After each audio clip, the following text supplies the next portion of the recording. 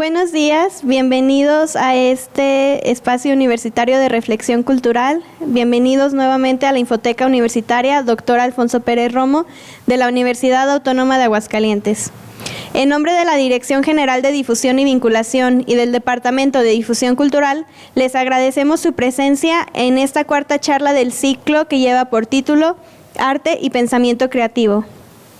Recordarles la dinámica de preguntas, pues al ser un evento grabado, si desean participar, es necesario hacer uso del micrófono. Además, si se registraron por medio de correo electrónico, no es necesario volver a escribir su nombre en las hojas de registro. En este momento me permitiré leer la semblanza de los invitados del día de hoy. La maestra Alejandra Solís es directora académica, psicóloga por la Universidad La Concordia, artista visual por la Universidad de las Artes, maestra en gestión de centros educativos por la UNIT, es una apasionada por la educación de las artes. Su trabajo como artista ha cruzado fronteras, llegando a Suiza y Alemania. Ha sido expositora en el Instituto Cultural de Aguascalientes y en la Universidad de las Artes ha sido profesora de artes en la Escuela de la Ciudad de Aguascalientes y para la comunidad educativa Sauberland. El licenciado Daniel Vega es director general, famoso por seguir siendo un niño y apasionado por la educación disruptiva. Psicólogo, certificado por Harvard X en Learning Leaders y certificado en Deep Learning por la Universidad de Queensland. Diplomado en Innovación y Creatividad para la Educación por la Fundación General de la Universidad de Salamanca. Ha sido participante del programa ELSC en Montreal, Canadá. Fue investigador participante en la unidad de investigación del IMSS Aguascalientes en el desarrollo de programas de rehabilitación cognitiva, supervisor de proyectos de psicología comunitaria en la Universidad La Concordia, tallerista en el Instituto de Salud Mental Agua Clara. Ha sido profesor de Tecnologías de Información y su uso en situaciones pedagógicas en la Universidad Pedagógica Nacional y obtuvo la Medalla de Reconocimiento Nacional de Excelencia Académica en Psicología y el Testimonio de Excelencia en el Examen Nacional de Egreso en Psicología. Obtuvo el reconocimiento al mérito académico de la Universidad del Valle de México. Ha sido ponente en el 4º y 6º Encuentro Interuniversitarios de Escuelas de Psicología del Instituto de Salud del Estado de Aguascalientes, expositor en el Congreso del Consejo Nacional para la Enseñanza e Investigación en Psicología de la Universidad de Cuernavaca. Fue miembro fundador del Colegio Mexicano de Psicólogos de Aguascalientes, fundador y director del proyecto Autonomous Learning at Home. Y bueno, sin más, presento a los dos ponentes y que disfruten la charla. Muchas gracias. Pues primero que nada me gustaría agradecer un montón a la universidad por la invitación. Para nosotros es pues todo un honor estar aquí. A pesar de que no somos egresados de la universidad, siempre le hemos tenido un gran cariño, yo personalmente. Sí estudié aquí un tiempo. Y entonces le tengo mucho cariño a la universidad y es un honor muy grande para nosotros que nos hayan invitado y estar aquí con ustedes.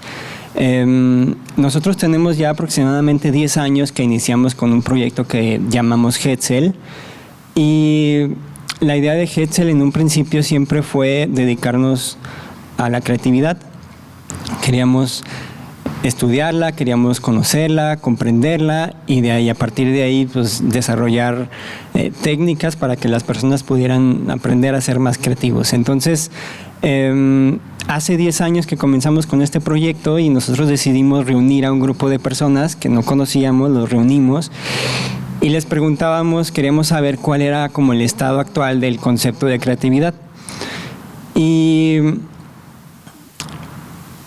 a mí me pareció muy curioso que en aquella época la mayoría de las personas respondían pues que la creatividad era como arte y decían, pues es como pintar, ¿no? Les decíamos, dame una palabra, lo primero que se te ocurra cuando te pregunto sobre creatividad y entonces era, pues creo que son como colores, es como pintar, es como... Siempre las respuestas iban muy dirigidas al tema del arte.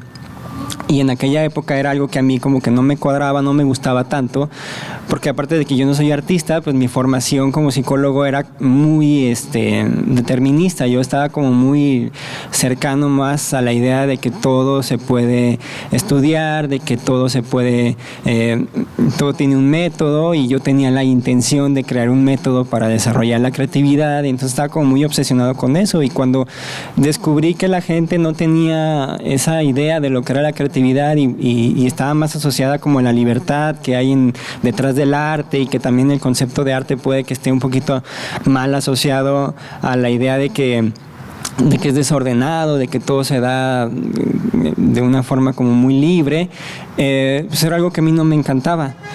Y esa encuesta de alguna manera como que me puso un poquito los pies en la tierra, y dije, bueno, ¿qué tengo que hacer para poder ayudar a que la gente cambie esa idea que tiene de que la creatividad es arte, y que la creatividad viene a partir de la imaginación únicamente, y que si estás inspirado ya vas a ser creativo y vas a tener buenas ideas?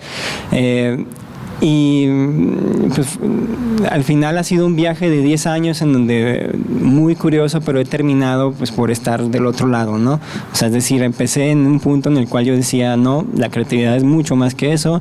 El proceso creativo también lo viven los científicos, lo viven los ingenieros, lo viven los arquitectos, lo vivimos todos, ¿no? De hecho, es una de esas cosas que todo mundo tiene una definición de creatividad, porque es algo que nosotros hacemos. Es decir, todos en algún momento hemos tenido ideas y las generamos de una forma novedosa. Entonces, todos tenemos una idea de lo que es la creatividad, y lo es así porque todos somos creativos.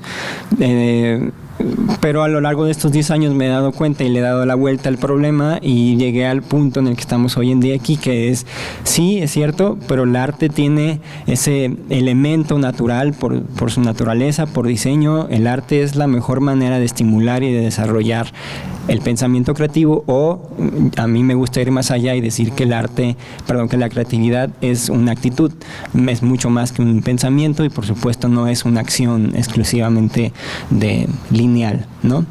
Entonces justo ahí es donde yo me empecé como a aclarar mis ideas en torno a la creatividad, porque yo en aquella época decía, voy a crear un método, y ese método tiene que ser lineal. Es decir, si yo le digo a una persona, tú vas a pasar y vas a hacer esto y esto y esto y estos pasos, y eventualmente vas a ser más creativo. Esa era mi idea que yo tenía en ese entonces, y ahora me doy cuenta que no es lineal, es un poco más caótico, pero dentro de ese caos pues es donde realmente nos hacemos nosotros más humanos, ¿no? Y es un poco justo de ahí de lo que vamos a platicar el día de hoy. Y me gusta mucho contar historias, y casi siempre encuentro en las historias justo como todo ese camino entre ir mezclando la creatividad y el arte y la ciencia y todos los elementos que forman un proceso creativo. Y una historia que me gusta mucho es la de Michael Faraday. Michael Faraday fue un físico matemático, se dedicó mucho a la ciencia de la electricidad, pero tiene una historia muy, muy peculiar, porque cuando él comenzó, él era muy pequeño y venía de una familia de muy bajos recursos, algo que es como muy raro, porque para la época los grandes pensadores pues venían de familias de muchos recursos, porque eran los únicos que podían pagar por tutores o que podían ir a las grandes universidades, a las grandes escuelas, y Faraday venía de una familia de muy bajos recursos, y él tuvo una educación muy corta, porque su mamá decidió sacarlo de la escuela muy pequeño, porque en aquella época, como sabrán algunos de ustedes, pues la educación era muy dura, y se tenía mucho la idea de que no importaba cómo aprendieras, lo que importara era que aprendieras. Entonces, si Faraday tenía algún problema, que a lo mejor no le costaba trabajo escribir o le costaba trabajo leer, pues literal recibía reglazos y lo que ocurría mucho antes, ¿no? Entonces su mamá, curiosamente, porque aparte en aquella época era algo bien visto, por así decirlo, pero su mamá pues, no lo aceptó y dijo, no voy a dejar que a mi hijo le peguen porque no está leyendo a la edad en la que debería leer y no está escribiendo en la edad en la que debería escribir. Entonces decide sacarlo y educarlo en casa, ¿no? Hacer como homeschool, por así decirlo. Pero bueno, su mamá no tenía tampoco una educación privilegiada, entonces no pasó de enseñarle lo básico, leer, escribir y algunas otras cosas. Entonces muy pequeño tuvo que buscar trabajo y Faraday encontró trabajo como encuadernador. Entonces, ¿qué fue lo que pasó? Pues que Faraday tuvo un acceso inmediato, muy rápido a los libros y no solamente los encuadernaba, sino que su jefe lo motivaba a que hiciera transcripciones como para ir haciendo copias de los libros que ellos mismos vendían. Entonces tuvo acceso a los libros, tuvo acceso a mucha información, a pesar de que no había estado en la escuela, no había sido educado formalmente, pero tuvo algo mágico en sus manos que eran los libros. Y a partir de ahí se empezó a interesar mucho por la ciencia, la física, la química, y terminó leyendo mucho sobre electricidad. Entonces en alguna ocasión, él vivía en Londres y en alguna ocasión su jefe le consiguió la oportunidad de de asistir a una charla que daba la universidad en aquella época, en donde iba a estar un físico muy famoso que era Humphrey Davy. Y este físico, pues curiosamente era uno de los que él más había leído, entonces él estaba como muy emocionado. Estamos hablando de que tenía a lo mejor 15, 16 años, y le consiguió la oportunidad de ir y ver una charla, ¿no? Y asiste a las charlas, creo que fueron como 4, lleva su libretita, sus hojitas, empieza a anotar y hace una transcripción muy literal de las charlas, de las 3, 4 charlas que dio Davy. Las encuaderna, las guarda en su casa y dice, estos son como mi gran tesoro, ¿no? Pasan unos años y lo contactan porque el doctor Humphrey Davy estaba pasando por una enfermedad que le estaba impidiendo trabajar, inclusive creo que le estaba dando un poco de ceguera. Entonces necesitaba a alguien que le ayudara en su laboratorio y dijo, quiero a alguien pues, muy dinámico, joven, y le dijeron, bueno, pues, yo escuché hablar de un chavo que estuvo ahí contigo, escuchándote y sabe mucho de lo que tú has hecho, de hecho transcribió todas tus charlas, pues te puede ayudar, ¿no? Sí, está bien. Entonces lo acepta, se lo lleva a su laboratorio y pues a partir de ahí él aprovecha la oportunidad, una oportunidad única para alguien de su clase en aquella época. Terminó increíblemente trabajando para uno de los físicos más importantes de la época, que además escribía sobre electricidad, que era algo que a él le gustaba, y le pedía el laboratorio y le decía, dame chance como de pues, trabajar algunas cositas. Sí, claro, bueno, tenía 18, 19 años cuando pasó eso.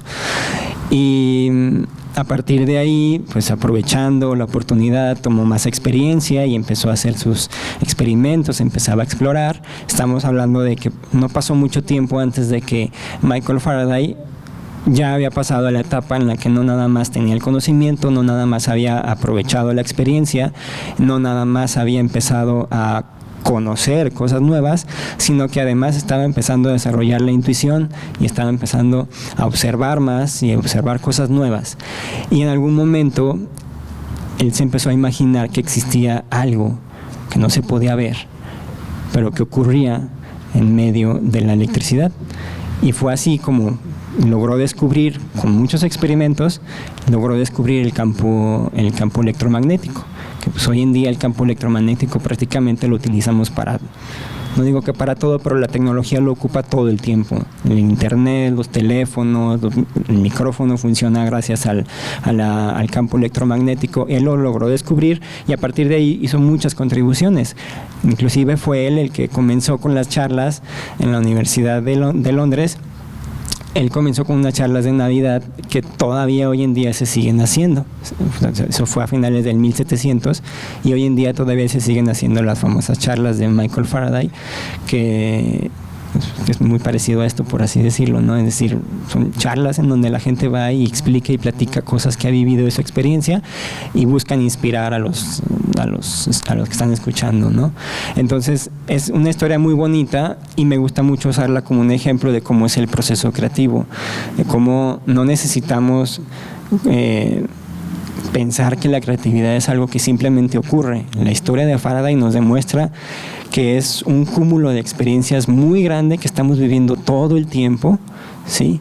Y que gracias a esas experiencias, que incluye conocimiento, que incluye la capacidad de poder observar a nuestro entorno, a nuestro alrededor y de tomar todo eso, y en algún momento hacernos preguntas, empezarnos a cuestionarnos o a encontrar problemas en nuestro entorno, y entonces sí dejar que la intuición comience a trabajar. Pero la intuición igual no es un proceso que simplemente ocurra de la nada, o sea, requiere de mucha experiencia, pero no experiencia en el sentido de laboral o algo así, sino más bien la experiencia que vivimos todo el tiempo, todos. O sea, ahorita estamos viviendo experiencias, ahorita estamos teniendo emociones, nosotros particularmente unas emociones muy particulares porque no es común para nosotros estar aquí.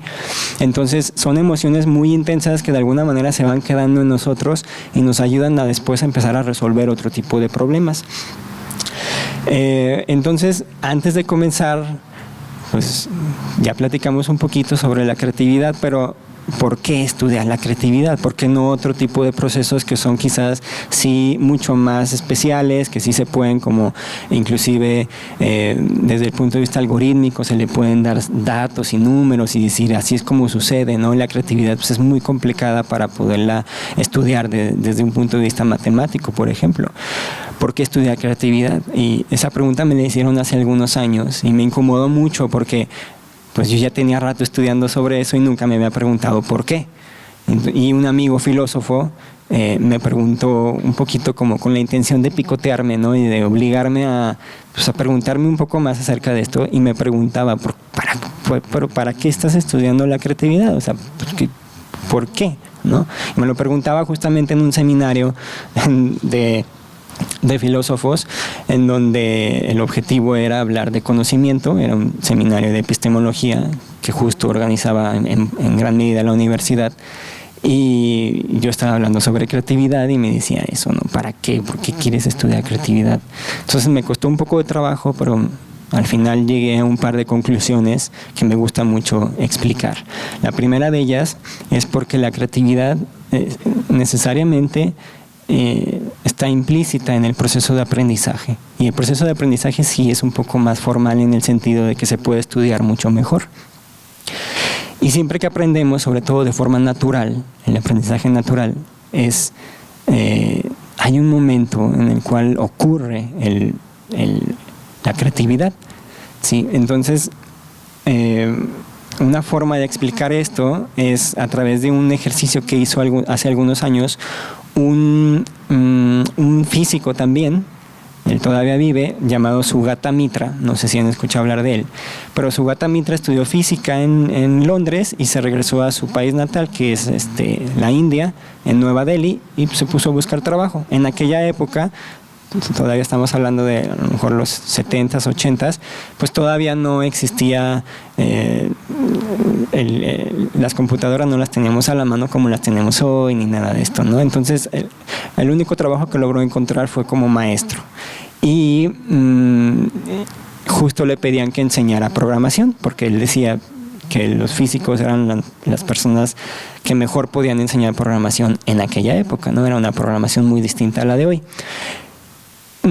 Está enseñando programación y está un poquito como cansado de la dificultad que implica enseñar computación a las personas, y en algún momento se le ocurre agarrar una computadora y conectarla en un pasillo de una escuela de niños, así literal, la conecta, le pone ahí el teclado, les pone la pantalla y no hay indicación alguna, simplemente está ahí encendida, ¿no? Y dice, voy a ver qué pasa.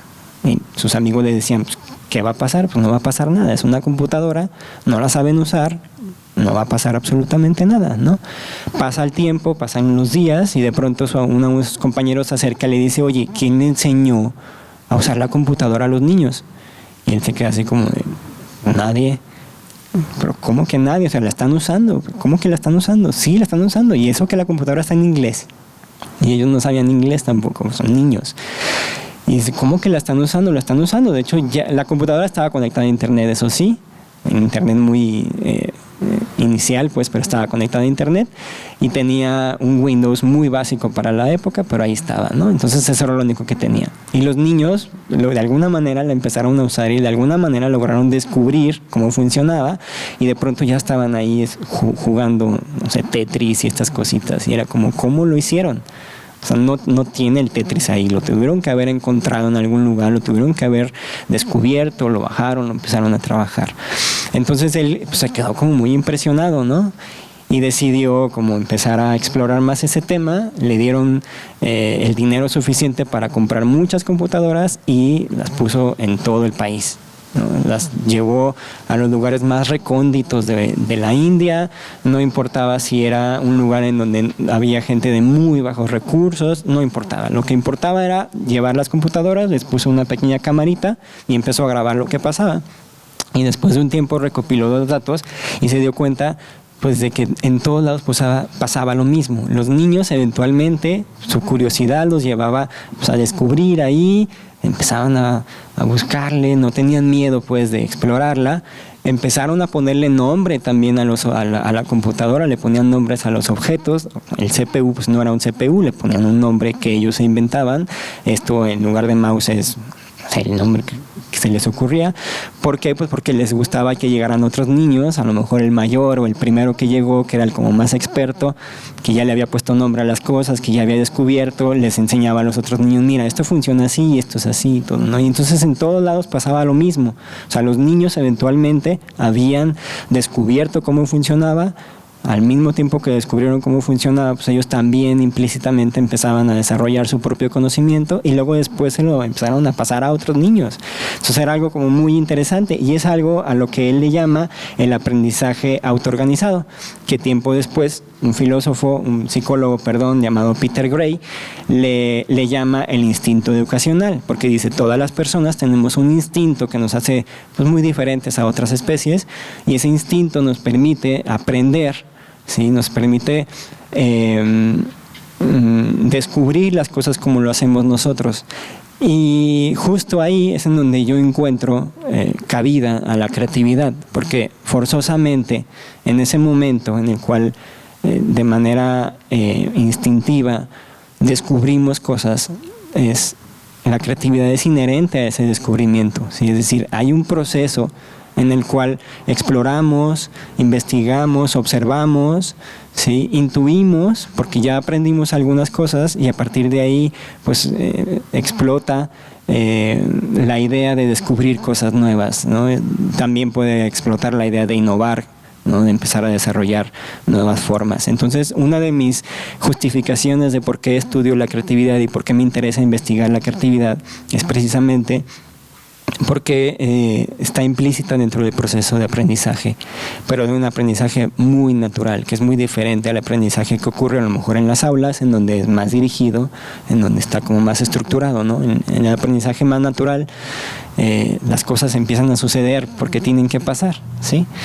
Y la otra razón por la cual me interesa mucho la creatividad es porque estoy convencido de que la creatividad, a diferencia de otros conceptos como innovación, la creatividad nos ayuda a ir un poco como contracorriente. Hoy en día estamos viviendo una época en la que la misma innovación y la tecnología siento que nos ha metido en una especie de tobogán, ¿sí?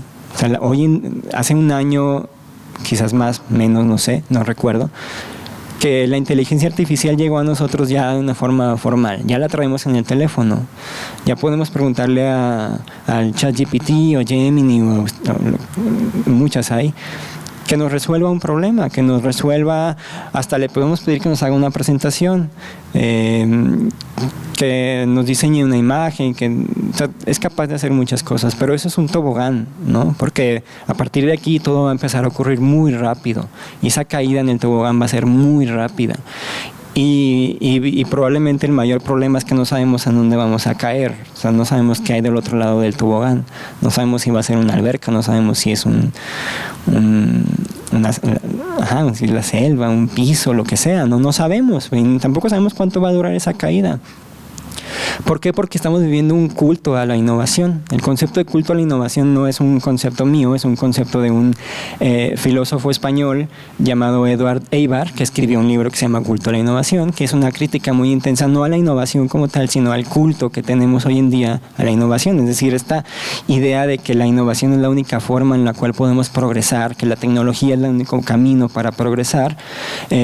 Vivimos un culto en el cual estamos dejando que la innovación y que la tecnología pues, nos arrastre y nos haga suyos, ¿no? En lugar de que nosotros la hagamos de nosotros, la tecnología nos está empezando a hacer suyos, ¿no? Hace un mes, poco más, poco menos, que salió el nuevo teléfono de Apple, ¿sí? Y entonces, pues, cuando uno habla de Apple, luego piensa, son muy creativos, son muy innovadores, ¿no? Y eso es como que el icono de la innovación hoy en día son ellos, ¿no? Entonces sale el nuevo teléfono y resulta que su innovación pues es un botoncito que tienen ahí arriba para poder tomar fotos más fácil, y eso hace que la gente vaya y haga filas y colas enormes por tener ese nuevo botoncito que es muy innovador porque me resuelve más los problemas. Y uno se pregunta, ¿por qué quieres que te resuelvan tanto los problemas? O sea, entonces, ¿tú qué quieres hacer? ¿No quieres hacer nada ya, de plano? O sea, la creatividad es justamente todo lo contrario. Es vivir una experiencia, es dejarse llevar por el momento, por conocer, por observar, por tomar las cosas. Y el culto a la innovación nos está llevando al otro lado. O sea, nos está llevando al punto en el cual nos vamos a quedar sentados viendo cómo la tecnología hace todo por nosotros. Y francamente no necesitamos eso. O sea, no tenemos que llegar a ese punto, no lo requerimos, ¿no? Entonces, una forma de pensar en una contracorriente, en ir contracorriente a lo que está pasando, es justamente la creatividad. ¿Por qué? Porque la creatividad te ayuda como a recuperar todo aquello que no hemos perdido y que es muy nuestro, que es muy de nosotros, ¿no? Que es la experiencia. Y que justamente en la actualidad todavía no hay inteligencia artificial alguna que pueda vivir la experiencia como la vivimos nosotros. De hecho, ese es como que uno de los temas en donde todavía nos sentimos a salvo, ¿no? La inteligencia artificial no vive la experiencia como la vivimos nosotros. Entonces hay que recuperar esa experiencia, y es justamente mediante el proceso creativo y todo lo que ocurre alrededor que podemos nosotros desarrollar una actitud creativa y al mismo tiempo recuperar esa belleza de lo que es vivir, ¿sí? En lugar de estar, pues, no sé si vieron la película de Wall-E, el robotito ¿no? Que en algún momento, cuando ya están allá en la nave espacial, pues están todos acostados viendo una pantalla que hace todo por ellos y dejan de vivir la experiencia. Entonces, si no vivimos experiencias, ya no podemos crear. Ya le vamos a dejar todo a la innovación, y tenemos que parar eso, tenemos que bajarle la velocidad a eso, tenemos que aprender un poquito a recuperar quiénes somos como personas, como humanos, y justo la creatividad siendo fuente de inspiración, de imaginación, nos permite recuperar todo eso, ¿sí? Yo tengo un comentario, maestro. Ajá.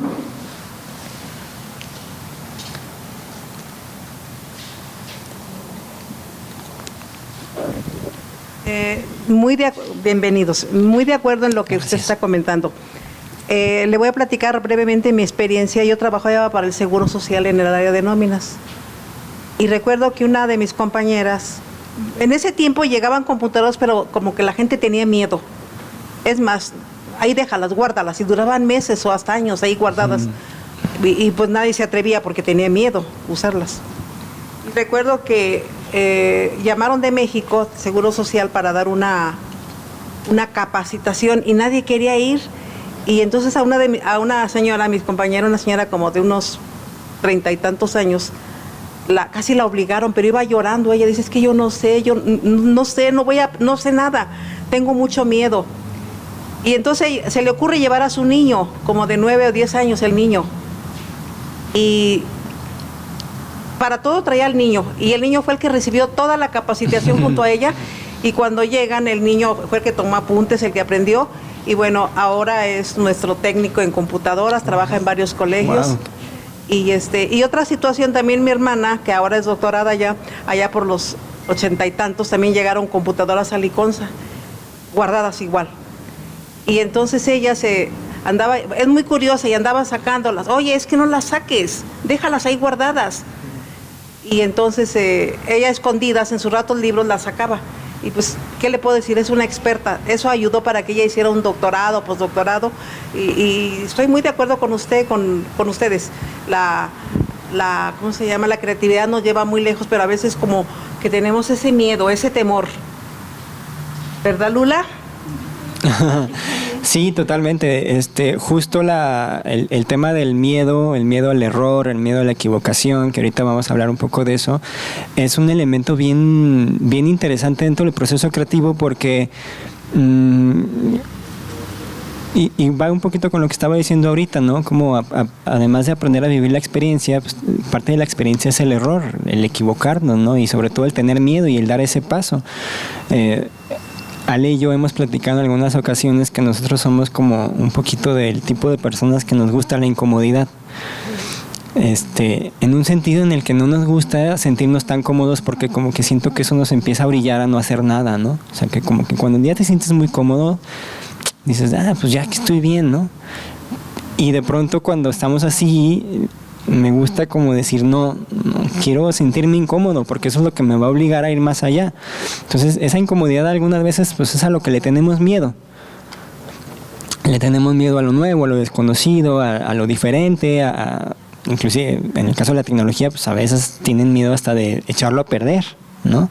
Pero es esa incomodidad y es ese miedo lo que de pronto nos hace justamente ir y absorber y vivir una experiencia diferente que nos va a permitir crear algo nuevo. Y en el caso de los niños es muy peculiar porque ellos no tienen ese miedo o lo tienen todavía muy limitado. Somos casi siempre nosotros los que les vamos como infundando todos esos miedos, les vamos poniendo esas barreras, pero generalmente pues el niño no tiene miedo, ¿no? En algunos casos es bueno tener miedo, pues, pero el miedo también es eso, te ayuda como a dar ese paso, como a decir, bueno, pues vamos a hacerlo, ¿no?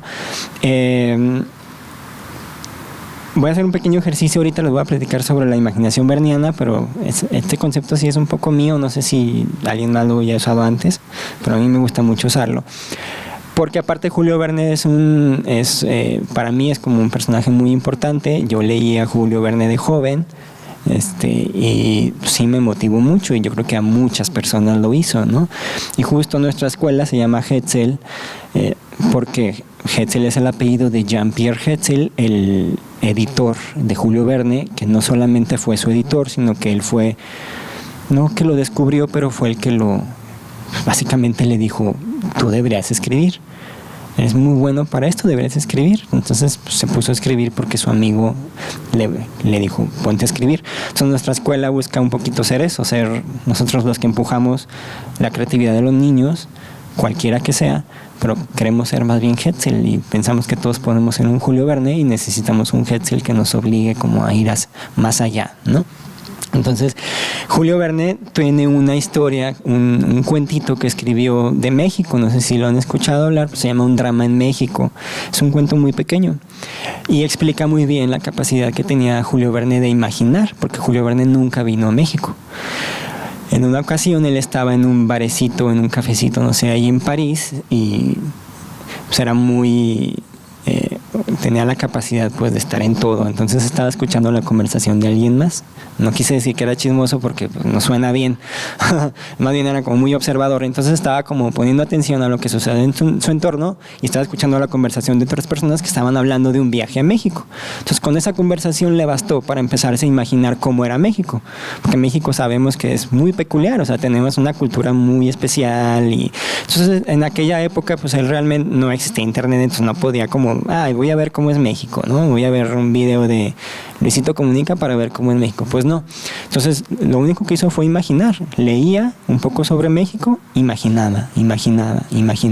Y así fue como creó su historia. Una historia que si la leen, pues describe a México casi como alguien que ha vivido aquí o que por lo menos ha venido a este país.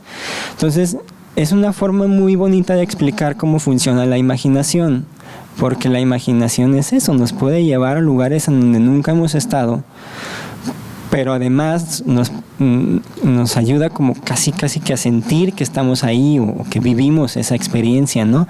Entonces, no sé si alguna vez han ido a las pirámides. Yo doy por hecho que no, por eso las puse, porque quería hacer un pequeño ejercicio, ¿no? Pude haber puesto, no sé, París, pero supongo que es más fácil que haya ido alguien, pero las pirámides no. Entonces, si nunca han ido a las pirámides, yo creo que ustedes ahorita podrían ser capaces de cerrar los ojos e imaginarse que están ahí, ¿sí? O sea, podemos cerrar los ojos y literal imaginarnos que está ahí. ¿Por qué? Porque estamos viendo una imagen y hemos visto muchas veces imágenes de las pirámides y las conocemos, y a lo mejor hemos visto películas de la momia donde salen, y hemos visto o hemos leído cuentos, historias de las pirámides y todo esto, ¿no? Entonces es como literalmente muy fácil cerrar los ojos y viajar a través de la imaginación a esos lugares a donde no hemos estado. Pero ¿qué sucede cuando lo hacemos? Podemos empezar a imaginarnos también que estamos ahí y empezamos a sentir emociones. ¿Y de dónde vienen esas emociones? ¿Cómo puedo yo saber si ahorita yo cierro los ojos y me siento que estoy ahí enfrente de esas pirámides gigantescas y me pongo a pensar y digo, ¿cómo puede ser posible que estas construcciones hayan hecho hace tanto tiempo? Y empiezo a vivir emociones, ¿no? Puedo vivir inclusive a lo mejor miedo y decir, wow, tengo miedo de entender qué es esto, ¿no? O estoy muy emocionado porque siempre quise estar frente a este lugar. Esas emociones las vivimos porque las conectamos con emociones que ya hemos vivido. Por ejemplo, la primera vez que fuimos a la playa de niños, o a lo mejor que vimos a nuestros nietos, o a nuestros sobrinos, a nuestros propios hijos cuando eran niños, ¿no? Nosotros tenemos 2 niños pequeños, recién fuimos a la playa, y entonces es súper bonito cuando ya vas llegando y están todos bien emocionados porque ya casi empiezas a ver ahí en el horizonte el mar, y ya se ve el mar, y vemos emociones.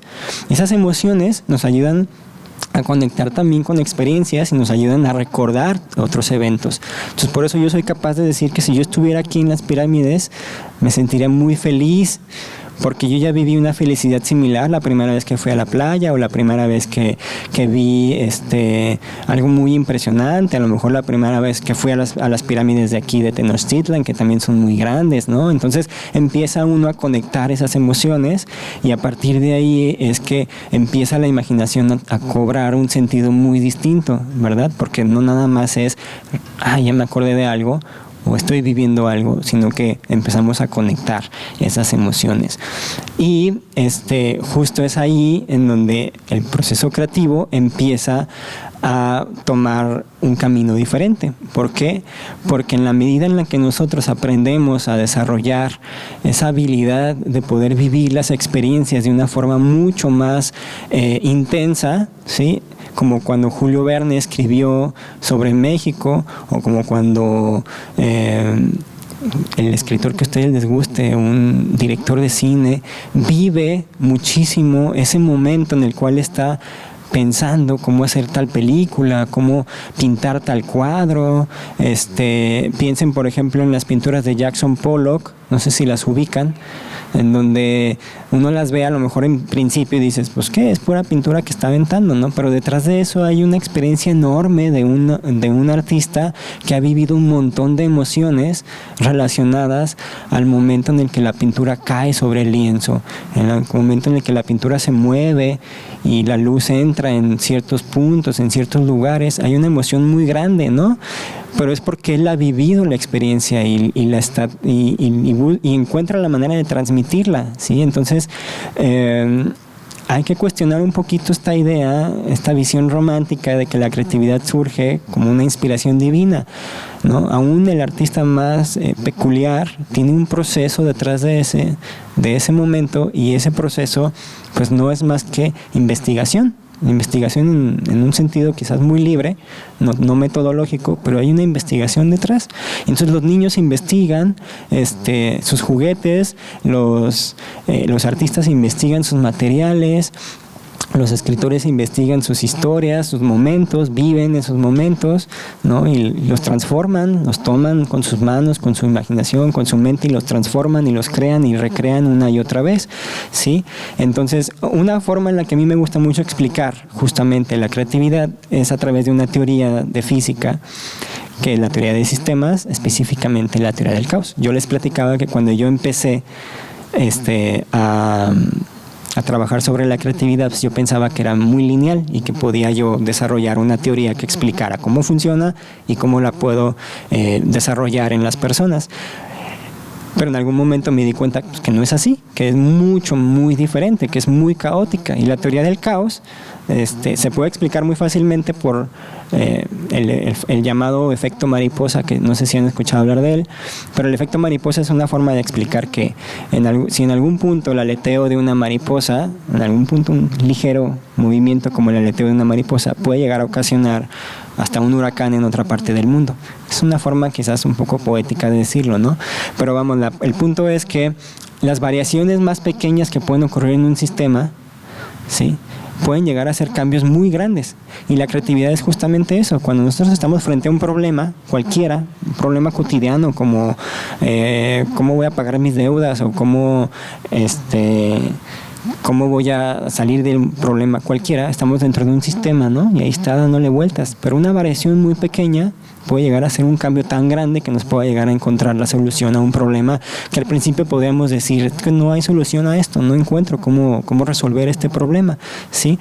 Entonces, justo esto también explica otro punto que a mí me gusta mucho, que es la interdisciplinaridad, que es la capacidad que tenemos para poder empezar a encontrar conceptos distintos de áreas distintas y tomarlas para lo que nosotros estamos haciendo. Y eso en la creatividad es bien importante porque hay algo que le llaman la personalidad tipo T. A mí no me encanta mucho ese concepto, pues, pero explica más o menos cómo funciona. Entonces las personas hoy en día estamos como muy acostumbradas a aprender de un solo tema, ¿no? Que es como la línea de la T, ¿sí? Entonces nos volvemos expertos en un solo tema nada más, pero dejamos como de lado todo lo demás. O sea, antes los filósofos eran físicos, eran químicos, eran matemáticos, eran artistas, te podían hablar de psicología y te podían hablar de física y de matemáticas, de cosas muy distintas, ¿no? Y hoy en día no, hoy en día tú te vas a dedicar a una sola cosa y de ahí no te vas a salir, quizás porque pensamos que pues tienes que ser muy bueno en eso, entonces nada más, ¿no? Y de alguna manera esa idea sí está matando la creatividad, porque no nos permite explorar otras áreas que de alguna manera pueden ayudarnos a explicar el problema que tenemos enfrente, que es lo que yo estoy haciendo aquí. Yo estoy utilizando un concepto de física, yo no soy físico, no tengo que ser físico para poder utilizar un concepto que en mi caso me puede ayudar a explicar un problema, ¿no? Entonces, esta oportunidad es la otra línea de la T, sí, que es tomar muchos conceptos y los tomamos y los atraemos hacia lo que nosotros estamos trabajando, y es así como podemos empezar a encontrar soluciones que de alguna manera pensábamos que no estaban ahí, ¿sí? Y este fenómeno pues, es muy interesante porque también se puede explicar a través de la teoría de la evolución de Darwin. O sea, al final el proceso evolutivo pues es eso, es un sistema caótico y funciona muy similar, es decir, una variación muy pequeña en un cambio genético puede llegar a producir un cambio muy muy grande. Al final aquí estamos nosotros por eso, ¿no? Entonces estas dos formas de entender esas variaciones las podemos transformar y decir, ok, no son variaciones, son variables. ¿Y cuáles son esas variables?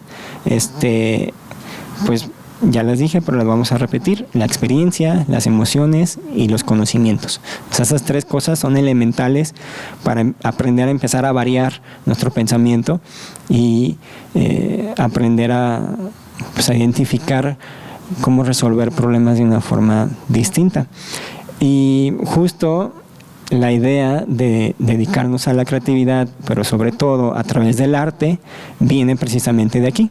Ahorita lo va a explicar mejor Ale, pero de alguna manera podemos irnos dando cuenta, porque es que yo comencé pensando que la creatividad era un fenómeno muy determinado y termino pensando que justo el arte, como me decían las personas hace 10 años, es una de las formas, digamos, más naturales de desarrollar el pensamiento creativo.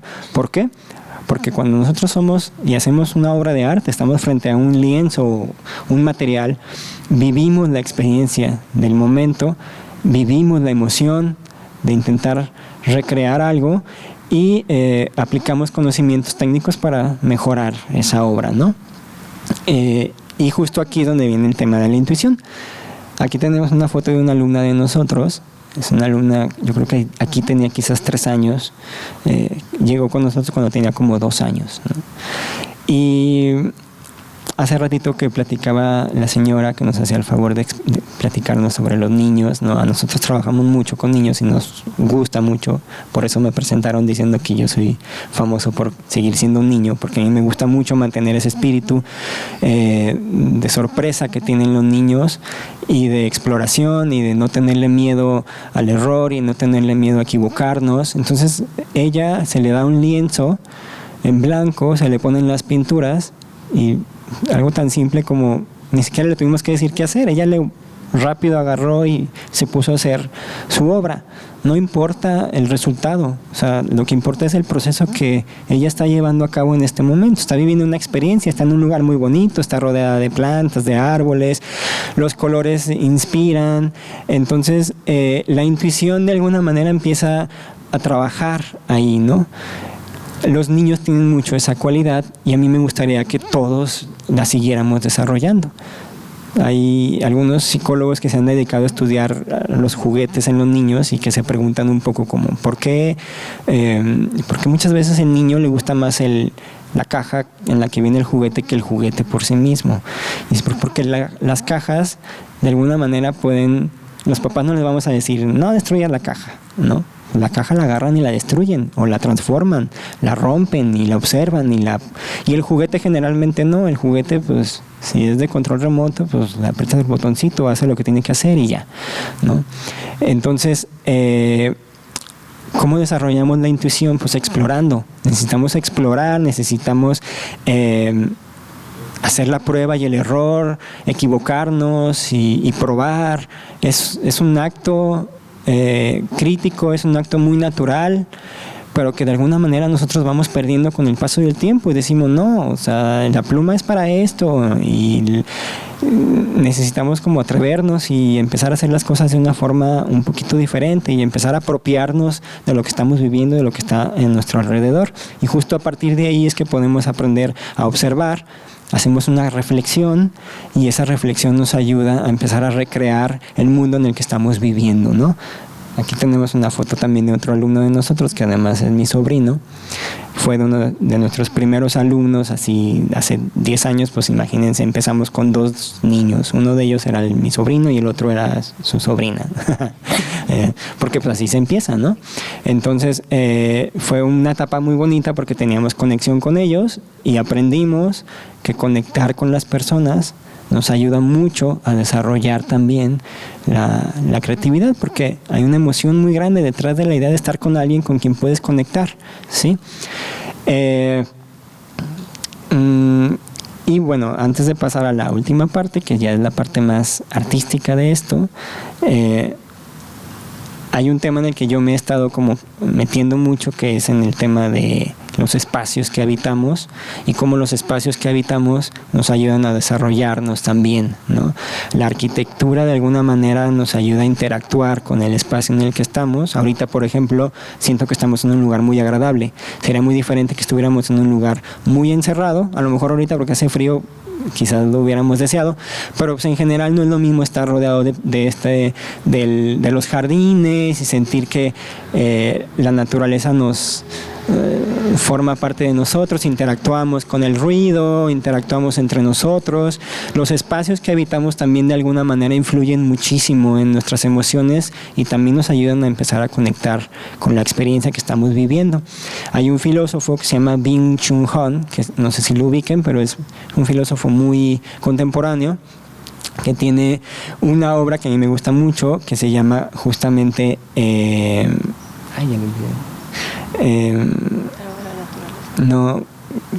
esta idea de como aprender a reflexionar, de retomar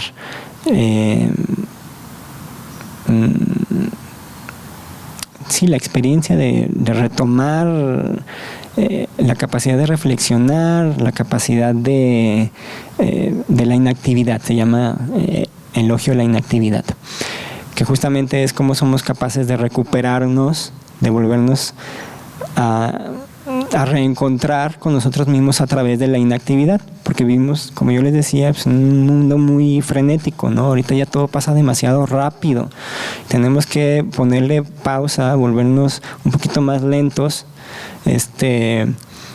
y empezar a vivir mejor las experiencias, porque ese es como el principio de el desarrollo de una actitud más creativa, ¿sí? Entonces la arquitectura de alguna manera ha sido muy importante para nosotros porque hemos aprendido que el espacio en donde están nuestros alumnos tiene que ser un espacio que inspire, tiene que ser un espacio, y eso lo podemos hacer también en casa. En casa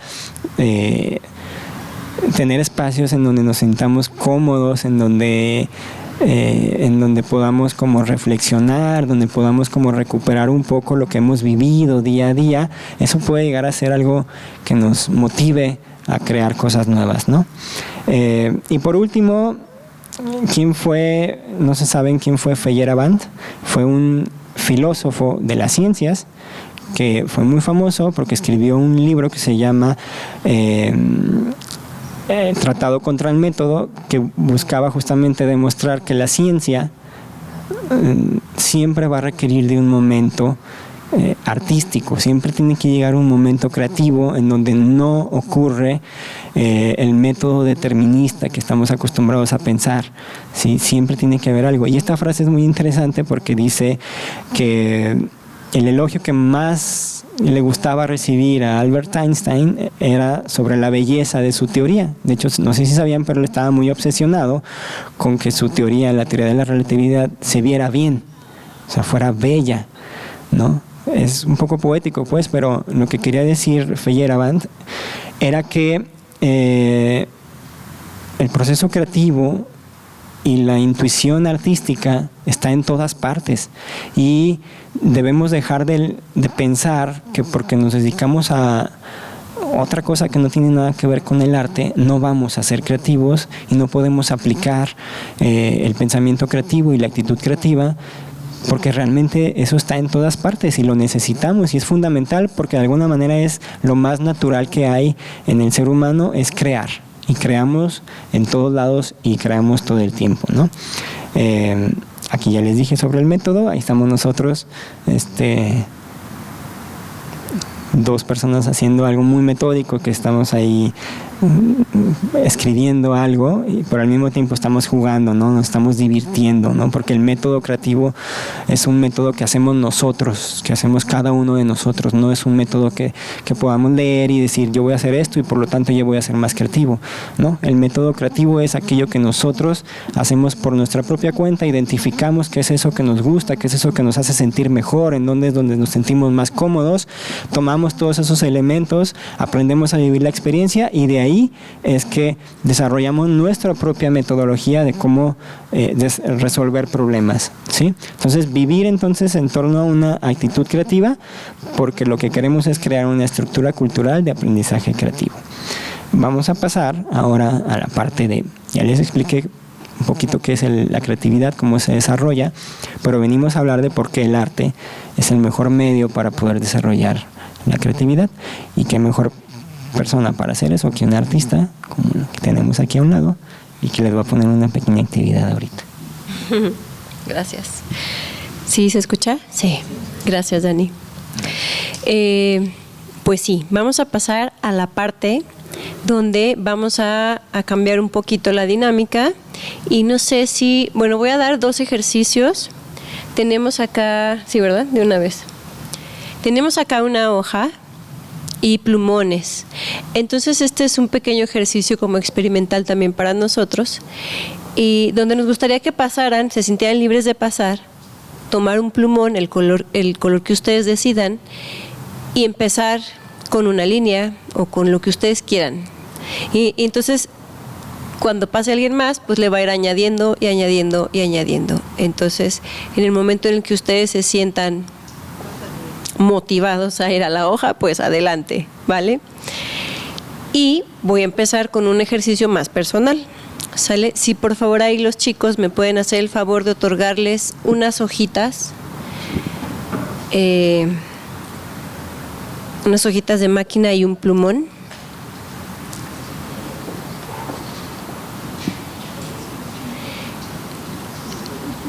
La hoja de máquina la podemos dividir en 2 partes, por si nos da tiempo de después hacer otro pequeño ejercicio. Son ejercicios sencillos que se pueden hacer pues con materiales que tenemos al alcance, como lápiz, plumón, etcétera.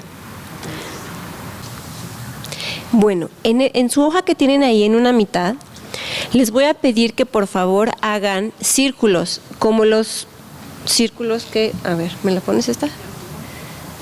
Ah, sí. ¿Se imaginan unos círculos? Estos círculos los vamos a acomodar, no tienen que ser perfectos, los vamos a acomodar, pueden ser 8, pueden ser 12, pero sí de preferencia, como se ve en la imagen, como en 3 renglones.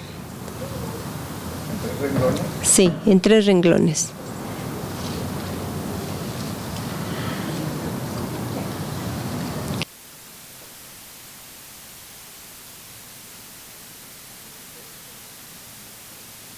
Sí, sí, círculos.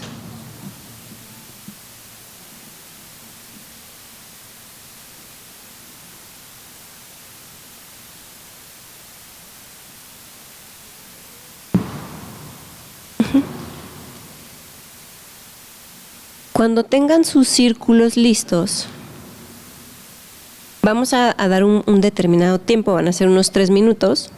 Si me ayudas con el tiempo. Bueno, aquí lo veo. Cada círculo lo van a transformar en otra cosa. ¿De acuerdo? Pueden empezar. Una pizza, la cara de un gatito, un Sí. sol, una cara feliz, una cara triste, una moneda. Ajá. Se me ocurrió también el poner la rosita del mazapán, porque me encanta el Padrísimo. mazapán. Sí, a mí también. Sí. Excelente. Ajá. Perdón, un perrito con sus orejitas, luego una flor con su centro, un sol, Ujú. una niña con su moñito en la cabeza Excelente. y su hermanito con su gorra. Ya estaba acompañado su hermanito. Sí. Sí, qué lindo. A propósito de niños que están Sí. aquí. Muchas gracias. De este lado, ¿alguien que nos quiera compartir? ¡Wow! Me sorprende, señora. Muy bien, excelente. Acá de este lado Sí. va a decir algo, señor. Yo lo convertí en logotipos Ah. empresariales, ¡Wow! así para cuando uno quiera poner una empresa. Ajá. Ya Mi está listo. logotipo aquí es Excelente. como contador que soy, ¿verdad? Muchas gracias.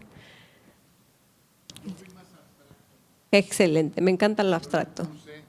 Figuras geométricas, un triángulo, lo encerré en un cuadrado, añadí un rectángulo, o le puse como si fueran nubes. ¡Wow! Ok. Es decir, porque yo vi que, entonces, no sé. Es que sí, de eso se trata. Ajá. Excelente. Muchas gracias. Bueno, yo puse como un corazón que está como por una flecha, Ajá. un foquito, planetas, un microbio, sushi. Sushi, sí es cierto. Muy bien, gracias. Muy Sí. bien. Yo puse diferentes rines de carro de diferentes modelos. Puse 2 círculos, uno concéntrico y otro excéntrico, porque Excelente. algunos somos más alineados y otros somos muy desalineados, ¿verdad? También puse como si estuviera en un cristal viendo microbios. Oh, wow. ¿verdad? Y finalmente puse una serie de palomitas que pudieran ser una serie de una cordillera de los Andes, por decir algo, un cerro tras otro. Ya, Básicamente eso, muy variado. muy bien. Muchas Gracias. gracias. Podemos saber de qué se dedican. Ajá, sí, muchos es como a lo que tienes más cerca, ¿verdad? Y a lo que te dedicas y todo. Sí, no, claro, claro. Aparte de las coincidencias con las personas que ya han participado, Sí. o sea, creo que las coincidencias son en cuestión de cosas muy cotidianas, ¿no? El sol, la luna, ese tipo de cuestiones. Y las que no fueron coincidentes en mi caso es un tornillo Phillips y un sombrero de mariachi visto desde arriba. ¡Wow! Excelente, muchas gracias. Yo me di cuenta que no sé dibujar tan bien, así que algunas cosas que más parecían cosas que no... Bueno, traté de dibujar círculos todo el tiempo. En uno tuve que hacer un ojo porque pues era lo más fácil. Otro me salió más que nada un rostro. Hice una pelota de fútbol americano porque me salió más ovalada. Y una pera. Y un corazón. Oh, excelente. Muchas, muchas gracias. Me gusta que nos compartan y podemos ver, imaginar y, oh, claro, sí, cierto, ese también y bla, bla, bla. Adelante, por favor. Otro sol. Otro sol. Una luna llena. Ajá. Una piñata. Oh, una piñata, sí. Un minion. Una estrella. Sí. Un control de perilla. Excelente. Muchas gracias. Algo también muy, ¿sí? Sí, sin repetir en lo que coincidimos, también fue interesante y el ejercicio donde yo me di cuenta era si podía salirme del círculo, entonces puse un cuadrado afuera y después ya me surgieron ideas de hacer algo diferente, ¿verdad? Ponerle pelitos, unas patitas, entonces así, eso como que me ayudó a cambiar el esquema de tenía que ser adentro del círculo. Exactamente, también iba a ese punto, muchas gracias. Que muchos, bueno, a pesar de que coincidimos, porque pues, como decía, es parte de lo cotidiano y parte de lo de cada quien, ¿verdad? Hay acá de este lado me hicieron la unión de varios círculos. Está también padre porque te sales de ese espacio. Muchos lo hicieron, pero muchos nos quedamos dentro del círculo. Por ejemplo, yo había hecho la unión de 2 círculos, unos lentes, pero unes las 2, ¿no? El plato con sus cubiertos, entonces complementamos el círculo, entonces ese círculo lo transformamos en algo y nos podemos salir, como la señora que hizo las pirámides, que estábamos hablando de las pirámides, pues me parece excelente, porque nos salimos de eso, ¿no? ¿Qué más hay que hacer? ¿Hacia dónde nos movemos? De eso se trata mucho. Les agradezco mucho su participación en este pequeñísimo ejercicio para empezar con la otra parte de la charla. Muchas gracias. Ahí les va. Bueno, no sé si les ha pasado, que a lo mejor sí, que están en una charla, están en el teléfono, en la sala de espera, en las clases, porque a mí me pasaba en las clases, que están en ese momento y necesitan rayar algo y están en su libreta o en algo o están en el teléfono con alguien, mamá, papá, amiga, y solo están haciendo líneas o están haciendo círculos pero están haciendo algo. ¿Qué es ese algo?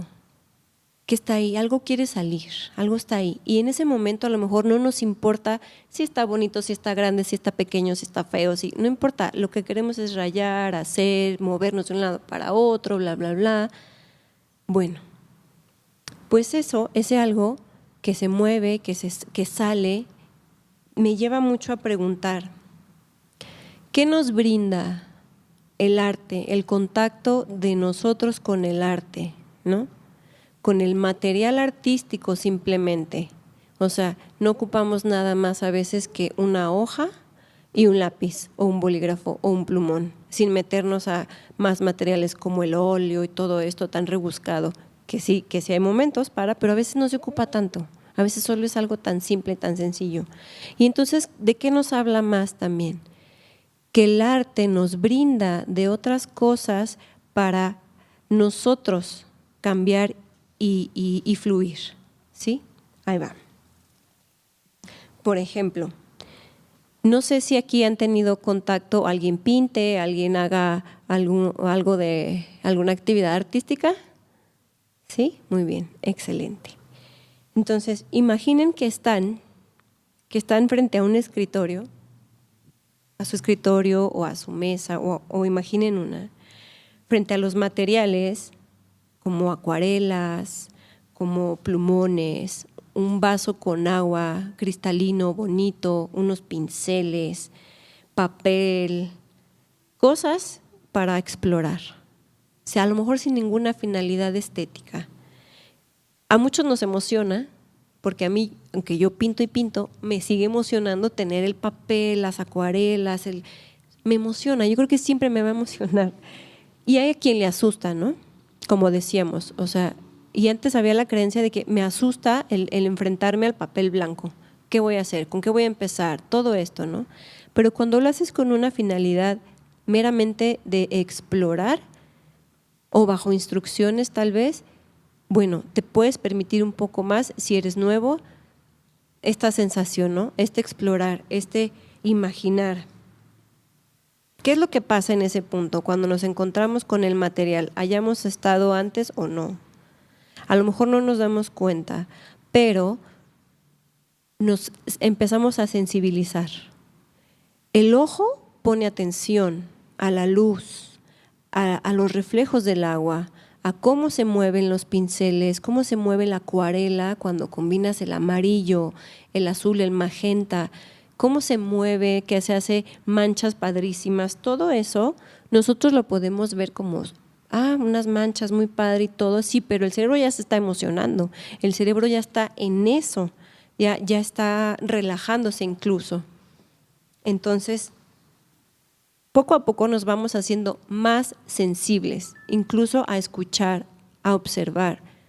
Y esa sensibilidad entra por todo el cuerpo muchas veces, aunque no pongamos atención en ello.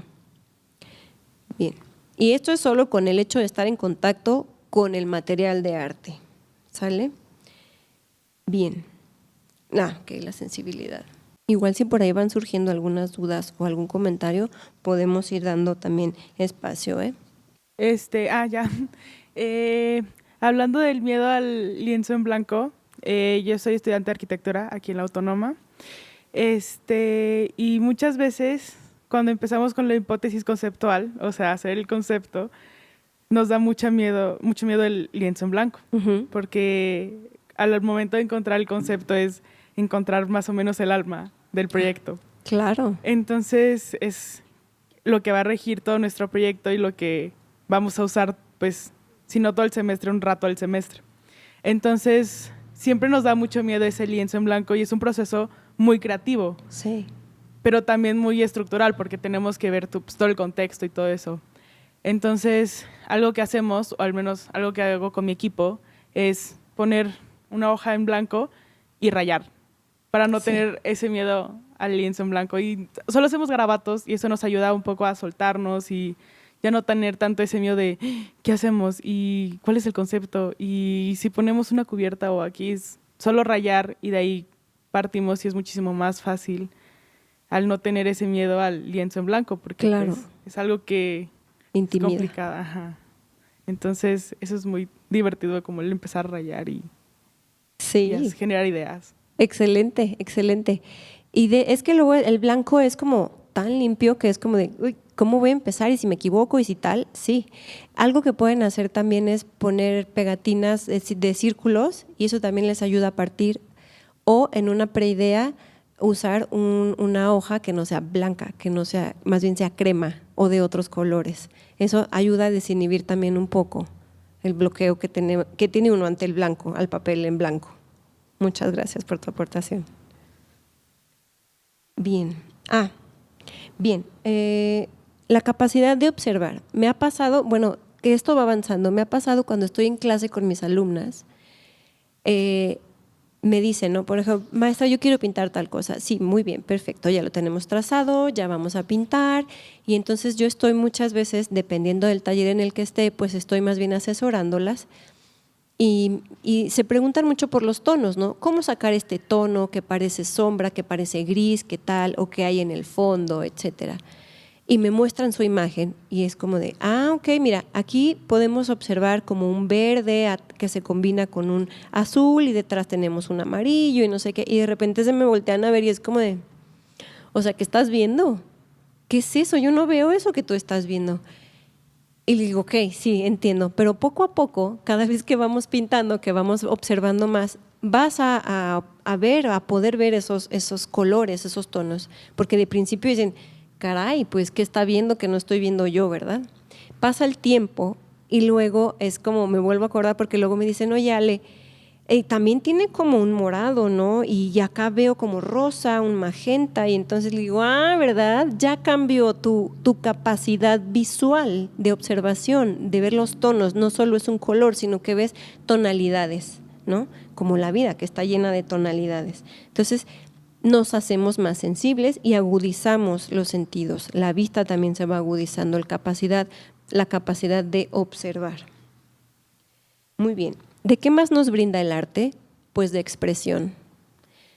Por medio del arte salen cosas que no podemos apalabrar, salen sentimientos, emociones que no podemos, que no podemos poner en palabras, simplemente tienen que salir y por el arte salen. Adelante.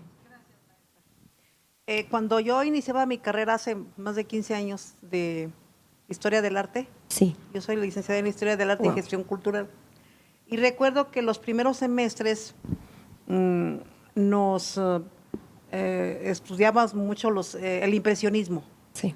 Y bueno, un artista que yo admiro enormemente, un pintor, es Claude Monet, francés.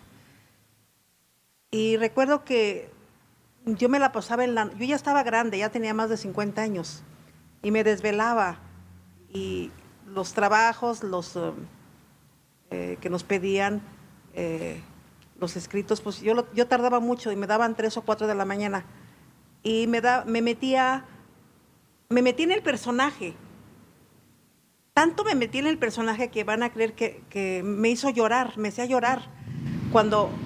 Para poder entenderlo, toda su creatividad que él hizo, me tuve que ir hasta su niñez, cuando él queda huérfano, cómo su papá no estaba muy de acuerdo con que estudiara las artes, muere su mamá cuando él era jovencito y su tía lo apoya en toda esta creatividad, ¿sí? Bueno, estaba llore y llore otra vez. Y entonces lo voy siguiendo y voy siguiendo su pintura, pero van a creer que, yo creo que era me sentía yo muy sensible, porque no conocía.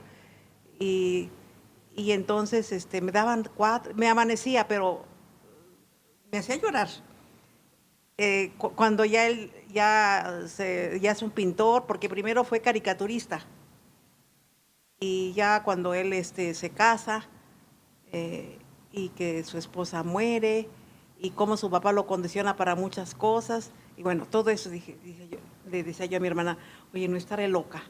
Dice, no, son tus sentimientos, pero me tuve yo que meter al personaje, como dice usted, a los sentimientos, para poder entenderlo, cómo fue él caminando en ese proyecto, en ese trayecto de ese gran artista que hoy tenemos, sí. Que lo admiro mucho. Es hermoso, son hermosas sus pinturas, sus tonos, todo. Muchas gracias. Así es, el arte nos brinda la posibilidad de vivir más sensitivamente hasta nuestra propia vida, ¿no? Y conectar de esa manera. A los niños les hace generar una empatía padrísima, pero más que nada también nos hace, yo creo que ahorita lo voy a repetir porque no sé, pero te lleva a un autoconocimiento, ¿no? Y en cada etapa es diferente porque no eres el mismo ahorita que hace 5 años, que hace incluso 3 años, ¿no? Día a día cambiamos y nos podemos reconectar con quienes somos por medio del arte, que nos lleva a la reflexión de nosotros mismos, incluso cuando estás ahí en el lienzo sacando tonos y que estás pensando y y te cuestionas a ti mismo muchas cosas porque estás contigo mismo y solo contigo y te conoces, ¿no? Te conoces mucho más. Además de que te hace empático a tu entorno y a los demás. Bien, hablábamos también de que nos expresamos a través del arte, de que hay cosas que salen solo por el arte. ¿Y qué es lo que nos permite también y nos brinda el contacto con el arte? Pues una atención plena. Cuando estamos inmersos en una actividad artística, eres tú y el material, y entras como a una especie de atemporalidad y te sumerges ahí, y estás ahí, y pasa el tiempo, y entonces tienes la atención plena que nos lleva también a que nuestro cerebro se relaje y empiece a fluir cada vez más y mejor. Hablamos también ya de reflexionar. Siempre nos lleva a actos muy, muy reflectivos, desde lo básico hasta algo más complejo que va hasta con nosotros, ¿no? La actividad artística o el arte también estimula bastante la actividad cerebral. lo que nos ayuda a frenar un poco el deterioro de las neuronas, porque las hace como más fuertes. Frena el deterioro cognitivo. Y es que también, mientras uno está pintando, que ya estás más inmerso, que no es tu primer contacto, siempre estás haciendo elecciones, que los tonos, que las texturas, el ritmo, los colores, el espacio, qué tamaño, grande, chico, ahora qué voy a sacar de este tono, y haces una multiplicidad de tonos. El cerebro está al full trabajando, siempre está ahí. Y entonces hablamos también mucho de conectar el cerebro con las manos, que es diferente a hacer un algo en la tableta, ¿no? No, o sea, sentir el material con las manos o con los pies crea una conexión diferente a que si lo haces a través de las tecnologías, ¿no? Entonces, hay que usar las manos, conectar las manos con el cerebro es riquísimo. Muy bien, hablábamos hace rato de las ideas, ¿no? De las ideas y pensar y una cosa y otra y tal. El arte es el que trae el movimiento, ¿no? El arte es movimiento. Tienes que tener la acción. Por ejemplo, acá, o sea, no puede pasarse un artista toda la vida solo imaginando cosas, ¿no? Voy a hacer esto, voy a hacer otro. No, lo tienes que hacer, tienes que llevarlo a la acción. Es la parte de la acción donde vas a mover, a hacer, a crear. Vas a tener errores, pero eso es lo que te va a llevar porque estás en movimiento y de esos errores vas a aprender. Y vamos a aprender a no darle la connotación tan negativa al error. ¿Por qué? Porque te enfrentas a cada 5 minutos a unos errores y te vuelves más tolerable. Y dices, ok, bueno, por aquí no me quiero ir, por aquí sí me quiero ir, y aprendo, y aprendo, y aprendo. Y entonces te toleras mucho más lo que es el temido o llamado a equivocarse, ¿no? El error, ¿no? Aquí empieza como a minimizarse ese concepto negativo y se nos hace más como nuestro amigo. En cuestiones más físicas refuerza muchísimo lo que es la motricidad fina y gruesa a cualquier edad, desde los pequeños hasta los más adultos. Siempre nos va a aportar mucho la motricidad fina y gruesa. Y por ende, sí. Pues nada más para compartir algo relacionado a la creatividad. Desde mi punto de vista, la creatividad está en todos los ámbitos humanos. Particularmente, yo no tengo esa creatividad con un lienzo, sino fui bailarina y coreógrafa y también allí pues se desarrolla mucha creatividad. Totalmente. Entonces, a partir de escuchar una música, me despierta una idea, empiezo a diseñar una coreografía, a crear una historia, los pasos que se van a hacer, que pues en el ballet cada paso tiene su nombre, a escribirlo, a darle una secuencia. Luego ya empezar con los bailarines a aplicar esa coreografía, desarrollarla, poner movimientos. A veces no son lo que uno primariamente imaginó, los corrigen en el camino. También piensa en qué papel, qué bailarín sería idóneo para determinado papel. Luego pensar en los vestuarios, que también es algo creativo, la iluminación y una serie de elementos para llegar a esa experiencia de los bailarines y transmitir y despertar sentimientos en la audiencia, porque pues es otra de los fines, no nada más es crear porque yo lo siento así, sino quiero despertar algo en quien está participando o percibiendo esa ejecución. Excelente. Muchas gracias por compartirnos tu proceso creativo, que es completamente así, o sea, no tiene que ser en un lienzo. Se me pasó a decir, yo estoy enfocada a la pintura, por eso hablo más de la pintura, pero sí, o sea, el proceso creativo que llevas para llegar a la obra es majestuoso, todo lo que tienes que involucrar, observar, para un participante, para el otro es maravilloso, tu proceso creativo. Muchas gracias, qué padre. Sí, o sea, la creatividad está en todos lados, tienes toda la razón, como lo decíamos hace ratito. pero se me pasó a decir, yo soy de pintura y me enfoco mucho a la pintura. Pero si me quieren compartir de sus áreas, bienvenidos, bienvenidos. Y lo que hablábamos del error, ¿verdad? Que te ensayo y error, completamente. Muy bien. Pues esto también nos lleva mucho a una salud emocional. O sea, tanto el arte de la danza, del baile, de la música, de la escultura, de la pintura, todo eso nos lleva mucho a mejorar la salud emocional. Muy bien. También lo que pasa mucho, no sé si les ha pasado, es que, al menos yo desde mi parte, cuando estoy en una obra y me clavo ahí, me emociono tanto que ya, o sea, no quiero parar. Quiero seguir, me la llevo para acá, me la llevo para allá porque quiero seguir, hasta verla completada. Es decir, hay un punto en el que te emocionas tanto que vas avanzando, aunque no sea la forma completa que va a tener o al final, pero te emocionas tanto que ya quieres terminar y quieres seguir y quieres concluir y estar ahí inmerso, ¿no? Con esa emoción. Entonces hablábamos de que la creatividad es también una actitud, ¿sí? Entonces esta actitud creativa está ahí constante en eso y luego te comprometes contigo y con tu obra y luego quieres hacer otra y entonces estás pensando, ahora voy a hacer esto, ahora voy a hacer lo otro y te emocionas, ahora esto, esa constancia, esa emoción por estar haciendo es parte de la actitud creativa, que ya es como otro ladito, ¿verdad? La actitud creativa. Disciplina que se esté desarrollando. Llega un momento de una cirugía, por ejemplo, y el cirujano te deja una cicatriz que ni se te nota.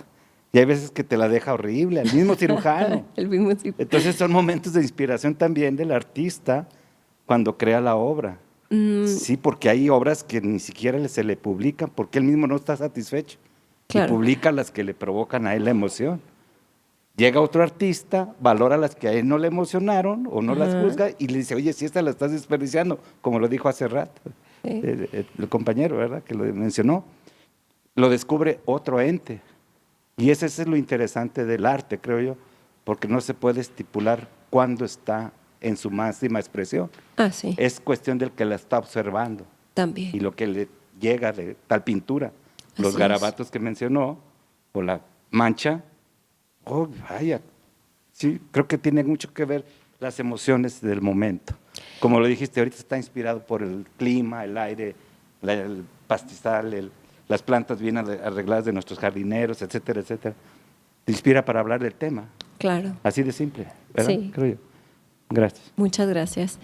Me recordé algo que nos decían en la carrera, que nos decían, no pueden esperar a que vengan las musas y les den la gran idea y les den la inspiración. Las musas los tienen que encontrar trabajando, creando, pensando, haciendo, equivocándose. Y así como dice usted, o sea, a lo mejor en ese momento no estás en sensibilidad y lo que sacas, pues no es lo que tú no querías, ¿verdad? Y también el espectador, como decía usted, influye mucho qué le quiero decir al espectador y son momentos. Este trabajo es para mí, para mi creación personal, para mi relajación personal, o ya quiero provocar un sentimiento al otro, una emoción al otro. Y lograrlo también, pues, necesita que nos metamos a nosotros para poder sacar, ¿verdad? Exactamente, una introspección. Muchas gracias. Pues así es, de todo eso nos brinda el arte y el contacto con el arte. Siendo que no sea nuestro ejercicio del día a día, que seamos contadores, que seamos abogados, que seamos lo que quiera que seamos, siempre nos va a brindar algo. Y a los que estamos inmersos en el arte, pues también, aunque sea después en un punto más complejo, pero siempre va a estar ahí. Sí. Algo que les quería comentar también que me ha pasado y que he podido observar también en salón de clases con mis alumnas, tanto medianas como grandes, porque con los niños no tanto, aunque luego sí los niños. Con esto de la tecnología, a mí me gusta a veces ver videos de pintura, ¿no? Y a veces solo para relajarme. Sí, claro que sí. Buenos días. Buenos días. ahorita partiendo desde esta idea que estábamos tomando sobre la observación y esta capacidad de irte sensibilizando con los temas y no solo el arte, sino como actividades y hobbies que tenemos en general, yo creo que mi pregunta sería, ¿a partir de qué momento esta capacidad de observación, de sensibilizarnos, se vuelve una limitante más que una ventaja? Me imagino, al punto que voy, llegamos a tal grado que nos llega a dar un miedo, un ojo en blanco. Y eso es algo que una persona que no lo hace regularmente no tendría miedo, porque es un ojo en blanco. Pero uno que ya tiene el conocimiento, que involucra, que tiene estos cánones, que tiene que seguir una regla, porque, pues, perdón, no estudio arte. Entonces eso como que inconscientemente te va limitando a lo que quieres hacer porque ya hay una forma establecida. Está curiosa la pregunta y no sé si la planteé bien. Bueno, espérame, déjame ver si vamos en el mismo tema, ¿no? Sí, bueno, es que yo creo que mucho depende de tu historia de vida personal y de cómo te limites tú también a la creación o qué tan estrictos nos ponemos a veces con nuestra propia creación. Es de decir, y también qué herramientas usas para dejar de sentir esa presión y qué tan creativo te pones al no tener esas emociones negativas ante el papel en blanco.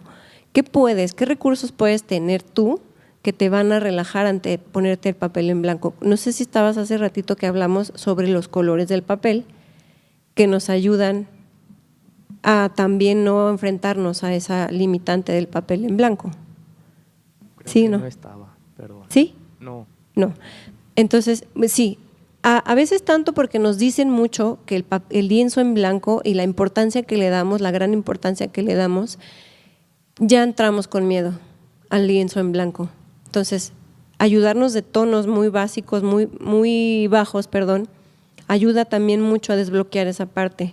El uso de tu bitácora y practicar en tu bitácora con el blanco, si tú quieres el blanco, a irrumpir esa parte y poner atención a qué es lo que tú sientes al momento de, qué te cuestionas al momento de cuando vas a tener esa acción al lienzo en blanco.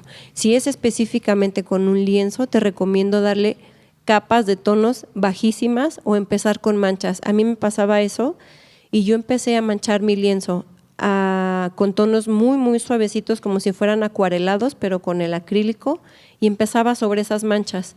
Aunque después cambiaba completamente mi obra, eso me ayudaba mucho a partir.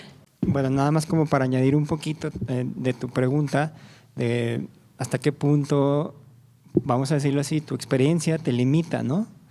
Es una forma de decirlo, ¿no? O sea, hasta qué punto el hecho de que ya vivas en un mundo en donde a lo mejor el arte ya no es necesariamente un medio para sentir, sino que más bien tú ya lo ves más como una obligación, ¿no? De tengo que hacer algo y eso se tiene que ver bien, tiene que tener una estética y tiene que cumplir con ciertas normas institucionales, porque el arte institucional me pide esto y todo. Bueno, de alguna manera todo eso influye siempre, o sea, no puedes simplemente decir, antes de esto yo era más creativo y ahora como ya tengo unas limitantes ya no puedo ser tan creativo, ¿no? Es decir, el miedo en sí mismo te debería de estar ayudando precisamente, o sea, enfrentarte a un lienzo en blanco forma parte de ese miedo, de esa incomodidad que nosotros mencionábamos hace un momento. No la debes de tomar a un lado y de decir, esta es una limitante, más bien debes de tomarlo como una parte más de la experiencia de crear en este caso, ¿no? ¿Y qué te ayudaría o qué ayuda, ¿no? Lo dijo hace rato Ale y lo mencionábamos antes, el proceso creativo requiere de un momento de reflexión. O sea, requiere necesariamente de ese punto en el cual tú reflexionas acerca de lo que estás pensando, reflexionas acerca de lo que tú quieres crear, de lo que tú estás sintiendo. Sí, o sea, vamos a reflexionar del momento que estamos viviendo ahorita, vamos a reflexionar, el arquitecto nos decía por ahí la compañera que está estudiando arquitectura, en el momento en el que ellos deciden vamos a hacer un montón de rayones, porque eso nos va a liberar un poquito, pero también hay un proceso de reflexión, ¿no? En la creatividad es lo que muchas veces pensamos que es como el insight, ¿no? Es como esperar a que se me prenda el foco. Pero detrás de ese proceso, o sea, no es nada más una iluminación divina, sino que es justamente una reflexión, que no necesariamente la vives de una forma consciente, pues, pero siempre va a haber un proceso de reflexión interno. Y si tú lo buscas, ¿sí? Si tú lo buscas encontrando un lugar en tu casa o en la escuela, encontrando ese momento en el cual la reflexión va a ser más, va a permear más, pues, en tu pensamiento, pues de alguna manera vas a empezar a decir, ok, en la escuela me dijeron que tengo que hacer las cosas de esta manera y entonces ya me da miedo tener un lienzo en blanco frente a mí porque de alguna manera ya no me siento libre, ¿sí? A diferencia, por ejemplo, de un niño que no tiene nada que lo limite. Bueno, pues esa limitante, independientemente de que te la haya puesto alguien más, tú la puedes reflexionar y la puedes tomar y la puedes agarrar y hacerla tuya, ¿sí? Y de alguna manera aprovecharla como parte de tu proceso, ¿no? Y bueno, a lo mejor Ale te pueda explicar un poco más sobre eso, pero al final el arte va mucho más allá de lo que la institución te dice, ¿sí? A lo mejor la institución te dice, pues si tú quieres exponer en mi museo, en mi galería, pues tienes que hacer esto, va, ¿sí? Pero eso no es el arte nada más. O sea, el arte lo vive uno a partir de tu experiencia, justo hemos hablado de eso, y si tienes miedo, pues vive el miedo también. O sea, no le huyas al miedo, vívelo y aprovéchalo también a tu favor. No sé si quedó más o menos. Gracias, permiso. Ahorita que se mencionaba la palabra miedo, me vino a la memoria lo que dicen que la madre o el padre de la creatividad es la necesidad. Y el miedo, el temor, la pena, la vergüenza, son los frenos de la creatividad. Pues tengo esta idea, pero si me critican, pero si opinan, etcétera. Es tremendo. Y también comentar que se menciona que a las 3 de la mañana andan volando las ideas en el espacio y los cerebros están más sensibles o menos sensibles captándolas. El que la agarró las y el quiero que agarrar no todas. se le fue. Me voy a levantar a esa hora. ¿Mande? Gracias. Muchas gracias. Sí, así es. Hay mucho miedo alrededor también, ¿no? Del arte y de va a gustar, no va a gustar. Por eso también, como decíamos, tiene mucho que ver también con nosotros y cuál es la finalidad. ¿Es para mí? ¿Cuál es tu finalidad primera? ¿Agradarle al otro o ver qué onda primero contigo, ¿no? Tiene muchas finalidades y a lo mejor ese que nada más estabas como tú sacando tu coraje o tu felicidad o lo que sea, quedó padrísimo, pues ella es la cerecita del pastel, ¿verdad? Y que también decíamos acá, como cuando en los concursos y eso, depende mucho también de la sensibilidad del otro, porque el otro pues va a tomar algo a lo mejor completamente diferente a lo que uno quería transmitir y que también es muy válido y que ahí es un juego de emociones de allá para acá y de acá para allá.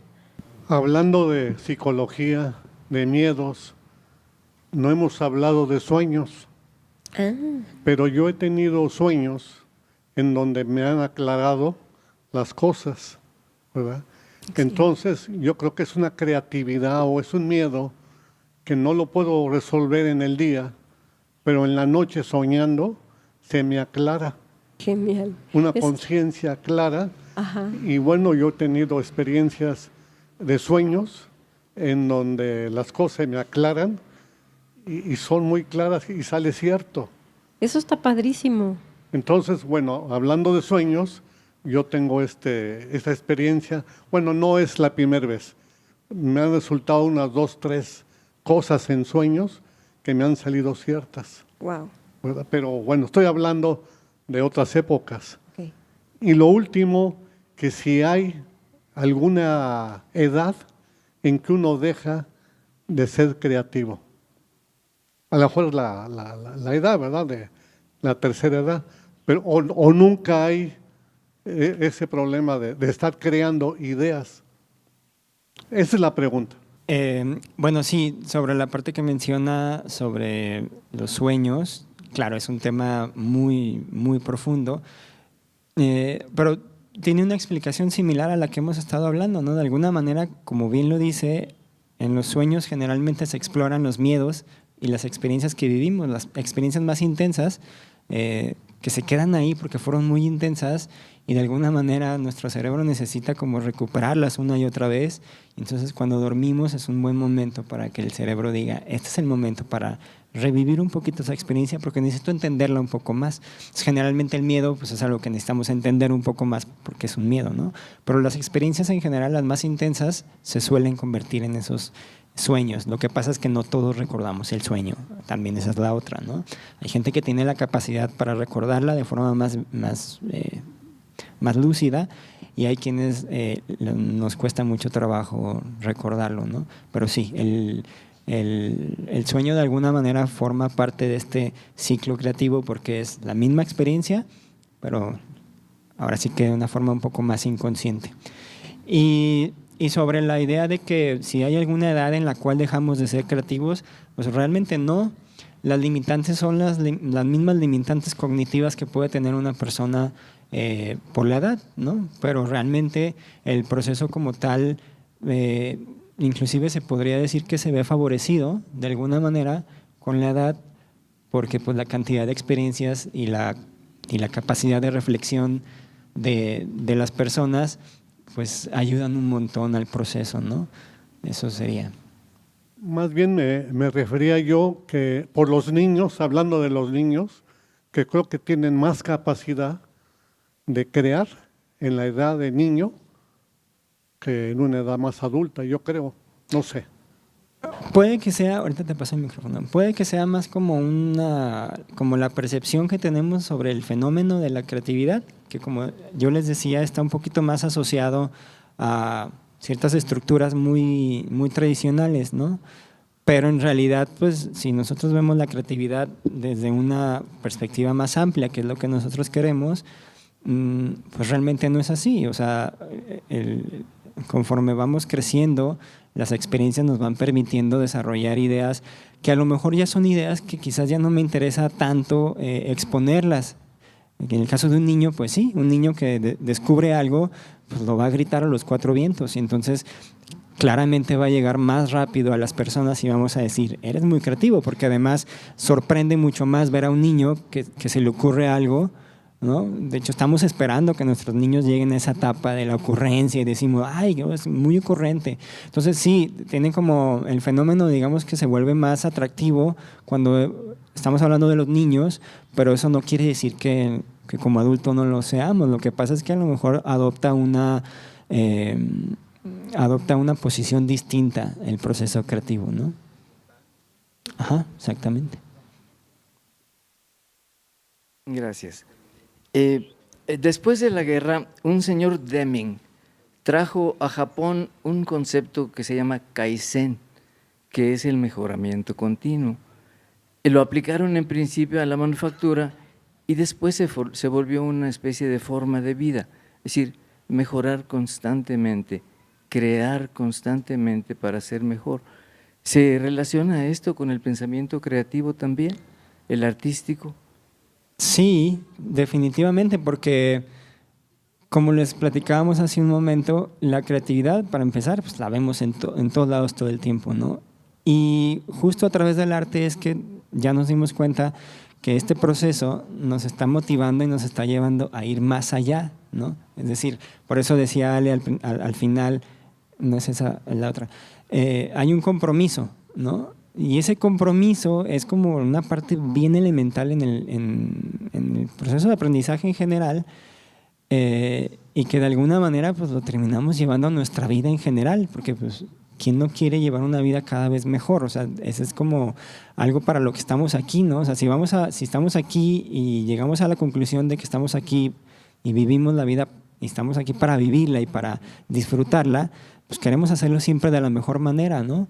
Y entonces el mejoramiento continuo nos presiona de alguna manera para siempre estar buscando el mejor camino, y eso al final de cuentas es parte del Y proceso. un poco la constancia también, lo que dicen, 90% perspiration, sudor y 10% creatividad, ¿no? Sí, totalmente. Entonces, ¿eres mejor pintor porque estás trabajando cada día con los pinceles o eres mejor guitarrista porque trabajas con la guitarra? Totalmente, sí. Exactamente. Gracias. Sí. Aquí entre tú y yo. Sí, así es totalmente. Es como lo que decíamos de las musas. Te tiene que llegar la inspiración, pero porque tú estás practicando diario, estás ahí. Gracias. Adelante.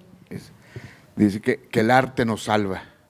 Sí. Eso lo dice Rosa Montero, una escritora española contemporánea que precisamente tiene un libro que se llama El peligro de estar cuerda y habla precisamente sobre la locura y la creatividad. Habrá que ser interesante leer esto, ¿no? Totalmente. Y luego, respecto de la cuestión de la tecnología, yo creo que sí inhibe la imaginación. Sí. Hablábamos de Julio Verne, yo veía un podcast recientemente sobre 7 razones para leer, y una de las cuestiones es la imaginación. Todas las imágenes que nos recrea un libro, todos que hemos leído, nos recrea imágenes. Entonces, pues sí, es un peligro en ese sentido la tecnología, y el tobogán de que decías, Daniel, pues yo creo que va a tener efectos perniciosos. Y respecto a la sensibilidad, hace un año yo escribí un texto, soy aficionado taurino, no quiero crear polémica, pero sobre la sensibilidad en el toreo. Para mí, el toreo es la creación de arte a través del peligro. Pero fundamentalmente en este texto lo que yo señalaba es de que todos tenemos sensibilidad. Todos, por ser humanos, somos sensibles. ¿Qué es lo que hay que hacer? Desarrollar la sensibilidad. ¿Hacia dónde? Hacia el arte.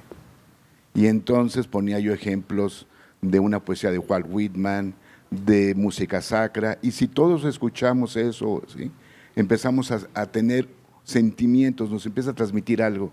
Entonces es muy importante que como padres, como maestros, desarrollemos, estimulemos la sensibilidad en los niños, en los adolescentes, incluso en nosotros los adultos.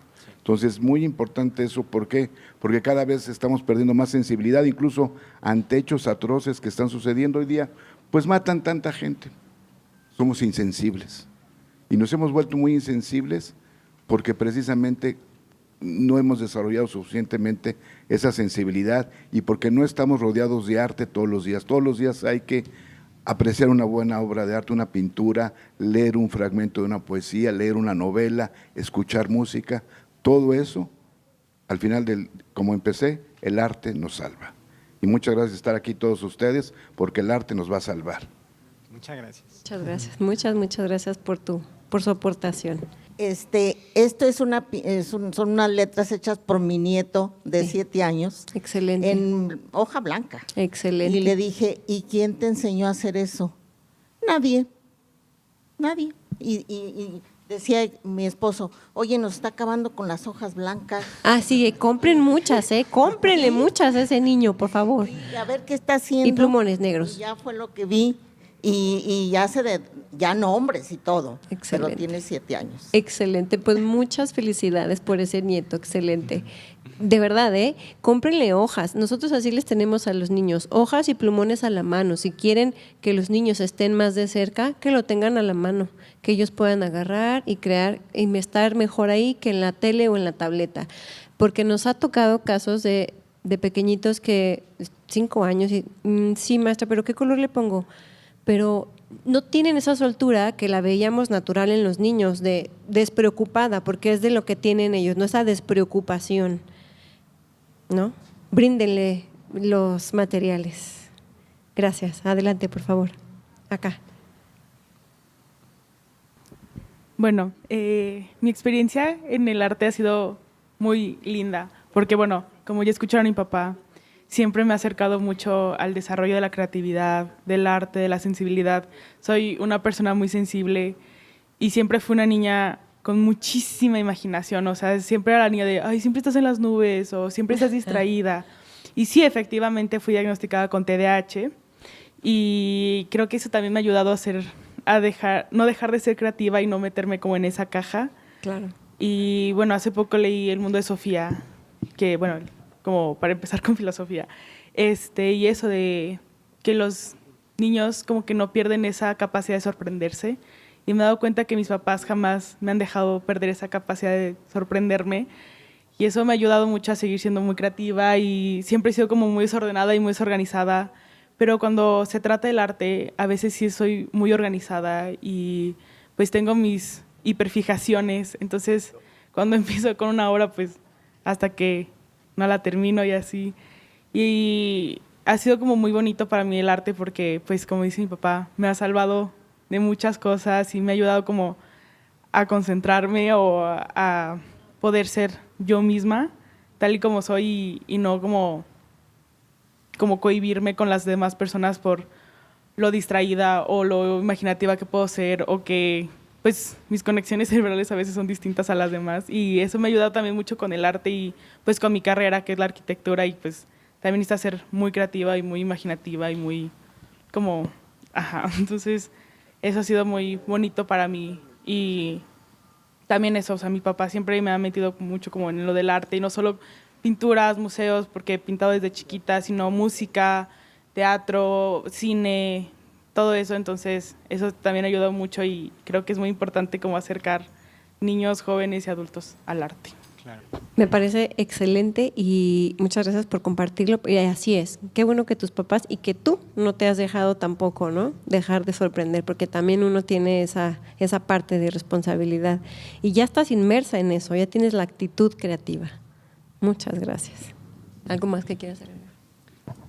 Bueno, no sé si tengan más preguntas o algo más que quieran compartir. A nosotros nos gustaría como terminar con esta imagen de nosotros mismos ahí muy divertidos, porque al final lo que queremos pues es que se lleven la idea de que el arte pues es muy divertido y la creatividad es muy divertida, ¿no? Me parece que esa es la palabra que más asocia o que más deberíamos asociar con el proceso creativo, es diversión, porque la diversión implica una emoción positiva, una emoción que nos puede ayudar a recordar momentos que hemos vivido y que también el arte es eso, es divertido, ¿no? A lo mejor entiendo que hay veces que el arte también puede ser muy intenso y que nos puede también recordar momentos complicados, que también tienen esa función histórica, pero de alguna manera cuando lo vemos desde la perspectiva que nosotros queremos, que nosotros trabajamos, pues el arte debe ser divertido y imaginar es divertido y crear es divertido y pues ojalá que les haya gustado mucho la plática. Nosotros nos estamos muy a gusto y de nuevo agradecidos con la invitación. ¿Nos podrían compartir de su escuela? ¿Dónde es y qué alumnos admiten todo esto? Sí, igual de todas, bueno, no las puse ahí, pues, pero la escuela se llama Instituto Hetzel. De hecho, estamos aquí muy cerquitas de aquí de la universidad, por ahí atrásito de Star Médica. Y trabajamos con prácticamente todas las edades, aproximadamente a partir de los 2 años. Sí tenemos algunos programas como para bebés con sus mamis, pero pues casi todo ya es a partir de los 2 años con niños y trabajamos hasta, no hay límite de edad con nosotros. De nada, a ustedes. Bueno, pues muchísimas gracias por el tiempo, gracias por su presencia a pesar del frío el día de hoy. Y bueno, quiero sacar un comentario que mencionaba, ¿no? Que no hay que estar esperando a las musas. Y queda muy bien con el nombre de este espacio, que fue el nombre que le puso el doctor Alfonso Pérez Romo a Helicon, que es el lugar de las musas, ¿no? Entonces, con su presencia aquí cada sábado, como siempre lo hacen, ustedes no están esperando a las musas, sino que las están visitando y están pues nutriendo su mente día a día con las charlas que tenemos aquí. Entonces, bueno, pues gracias a la maestra Alejandra Solís y al licenciado Daniel Vega. Cedo el uso de la palabra al doctor Ismael Manuel Rodríguez Herrera, director general de Difusión y Vinculación. Gracias. Bueno, pues nada más reiterar el agradecimiento por su participación. Sean siempre bienvenidos a la universidad. Y me llamó mucho la atención la participación de todos. Hoy como que lo nublado ahuyentó a algunos, pero los valientes que sí venimos, yo me reservé, pero sí escuché con mucho agrado las participaciones. Creo que además de incentivar la creatividad, incentivaron la participación y eso siempre es muy bueno. Muchas gracias a ustedes por acompañarnos y permítanme entregarles un reconocimiento a nombre de la universidad a Daniel Vega y a Alejandra Solís por su participación con la charla en Helicon, Arte y Pensamiento Creativo en el marco de este semestre agosto-diciembre de las charlas de reflexión cultural. Muchas gracias.